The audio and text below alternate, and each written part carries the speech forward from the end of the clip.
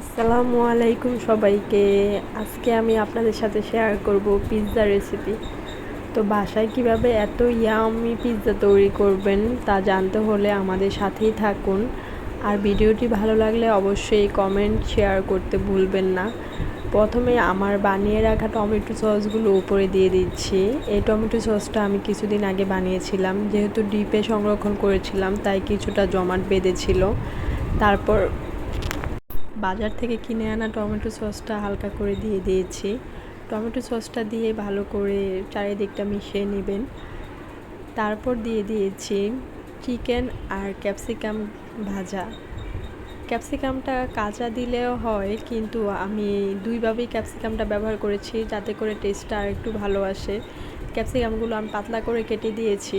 তারপরে উপর দিয়ে চিজ দিয়ে দিচ্ছি। চিজটা যত বেশি হয় পিৎজাটা খেতে তত ইয়ামি হয়। আর আমি চিলি ফ্লেক্সটা চিকেনের সাথে দিয়ে দিয়েছি। চিলি ফ্লেক্সটা আপনারা চাইলে পিৎজা সসের সাথে ব্যবহার করতে পারেন, অথবা পিৎজাটা আরও ইয়ামি করতে আপনি আলাদা করে পিৎজা সস বানিয়ে নিতে পারেন। কিন্তু আমাদের ইফতারের টাইম হয়ে যাচ্ছিল, তার জন্য হাতে সময় কম থাকায় আমরা এভাবেই মেক করেছি। তারপর ক্যাপসিকাম আর কাঁচা পেঁয়াজগুলো দিয়ে উপর দিয়ে অরিগানো দিয়ে দিচ্ছি। অরিগানো দিলে পিৎজার ফ্লেভারটা আসে।